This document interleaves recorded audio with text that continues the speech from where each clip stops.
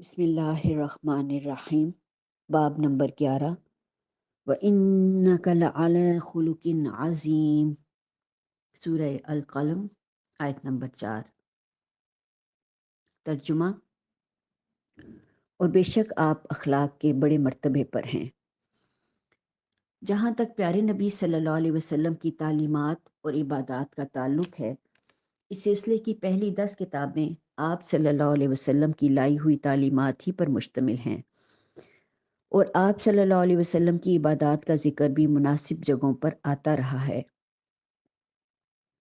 اب یہاں آپ کے اخلاق عالیہ کے بعض پہلوؤں کے بارے میں کچھ احادیث پیش کی جاتی ہیں۔ رسول خدا صلی اللہ علیہ وسلم کے اخلاق کی بہترین تعریف حضرت عائشہ رضی اللہ تعالی عنہا نے اپنے اس قول میں فرمائی ہے، کانا خلقہ القرآن، یعنی قرآن آپ صلی اللہ علیہ وسلم کا اخلاق تھا۔ یہ مسلم کی روایت تھی۔ اس کا مطلب یہ ہے کہ رسول خدا صلی اللہ علیہ وسلم نے دنیا کے سامنے محض قرآن کی تعلیم ہی پیش نہیں کی تھی، بلکہ خود اس کا مجسم نمونہ بن کر دکھایا تھا۔ جس چیز کا قرآن میں حکم دیا گیا ہے، آپ صلی اللہ علیہ وسلم نے خود سب سے بڑھ کر اس پر عمل کیا۔ جس چیز سے اس میں روکا گیا، آپ صلی اللہ علیہ وسلم نے خود سب سے زیادہ اس سے اجتناب فرمایا۔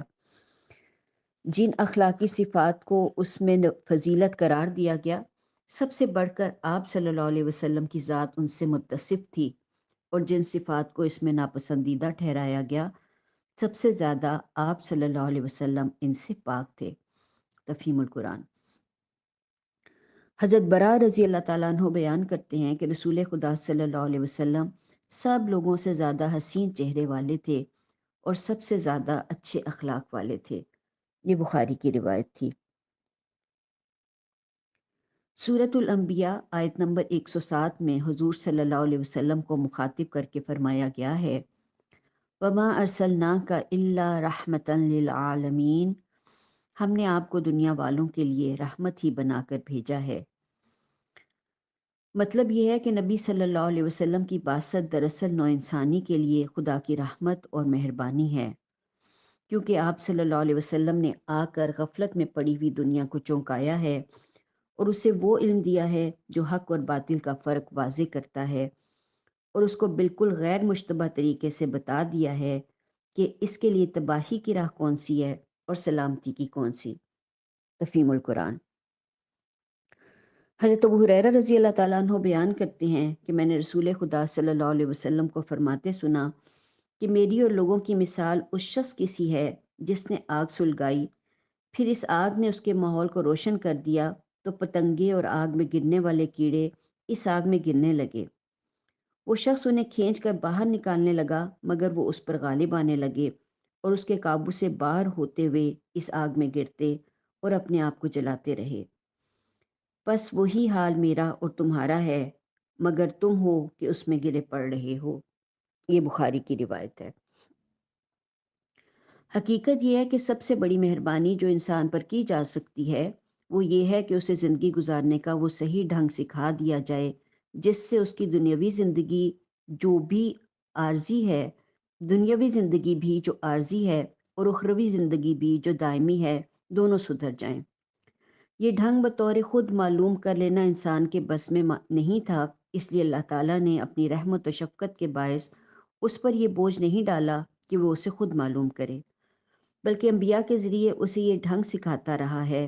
پھر آخر میں جناب رسول صلی اللہ علیہ وسلم کے ذریعے اللہ تعالیٰ نے دنیا میں صحیح زندگی گزارنے کا پورا طریقہ بتا دیا۔ جس نے اس طریقے کی زندگی گزاری وہ جہنم کی آگ سے بچ گیا، اور جس نے اس طریقے کو اختیار کرنے کے بجائے دوسرے طریقے اختیار کیے وہ جہنم کی آگ کا مستحق ہو گیا۔ یہی مطلب ہے حضور صلی اللہ علیہ وسلم کے اس فرمان کا کہ میں تمہاری کمریں پکڑ پکڑ کر تمہیں آگ سے بچانے کی کوشش کر رہا ہوں، یعنی میں محنت اور کوشش سے تمہارے سامنے وہ دین پیش کر رہا ہوں جس پر عمل کرنے سے تم آگ سے بچ جاؤ گے، مگر تم ان طور طریقوں پر ٹوٹے پڑ رہے ہو جو جہنم میں لے جانے والے ہیں۔ اللہ تعالیٰ کی مخلوق کو راہ راست دکھانے کے لیے جو حضور صلی اللہ علیہ وسلم ان کے لیے رحمت ثابت ہوئے، اس کے علاوہ آپ ویسے بھی سب کے لیے بے انتہا شفیق اور مہربان تھے۔ اپنی امت کے لیے تو شفقت و محبت کا یہ عالم تھا کہ موت عبداللہ بن عمر بن عاص بیان کرتے ہیں کہ رسول خدا صلی اللہ علیہ وسلم نے سورہ ابراہیم میں اللہ تعالیٰ کا یہ قول پڑھا، ربی انہن اضللن کثیرا من الناس فمن تبعنی فانہ منی ومن عصانی فانک غفور رحیم۔ آیت نمبر 36۔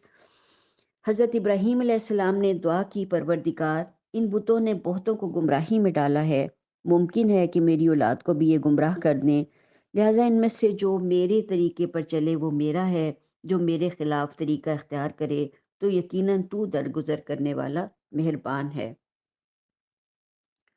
اور حضور صلی اللہ علیہ وسلم نے سورۃ المائدہ کی آیت نمبر 118 بھی پڑھی، جس میں بیان ہوا ہے کہ حضرت عیسیٰ علیہ السلام قیامت کے دن اللہ تعالیٰ کے حضور میں اپنی امت کی سفارش کرتے ہوئے عرض کریں گے، ان تعذبہم فانہم عبادک وان تغفر لہم فانک انت العزیز الحکیم۔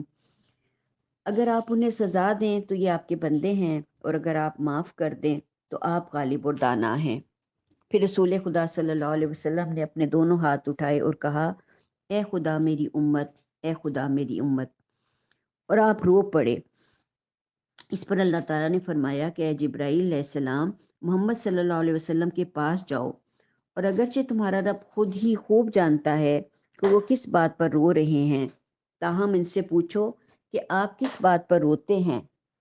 پس حضرت جبرائیل علیہ السلام حضور صلی اللہ علیہ وسلم کے پاس آئے اور آپ سے رونے کا سبب پوچھا۔ رسول خدا صلی اللہ علیہ وسلم نے جو کچھ کہا تھا وہ حضرت جبرائیل علیہ السلام کو بتا دیا، یعنی یہ کہ میں اپنی امت کی نجات کے لیے رویا تھا، اور حضرت جبرائیل علیہ السلام نے یہ بات جا کر اللہ تعالیٰ کو بتا دی، حالانکہ اللہ تعالیٰ یہ بات خود ہی خوب جانتا تھا۔ اللہ تعالیٰ نے فرمایا کہ اے جبرائیل علیہ السلام، محمد صلی اللہ علیہ وسلم کے پاس جاؤ اور ان سے کہو کہ ہم آپ کو آپ کی امت کے بارے میں خوش کر دیں گے اور آپ صلی اللہ علیہ وسلم کو رنجیدہ نہیں کریں گے۔ یہ مسلم کی روایت تھی۔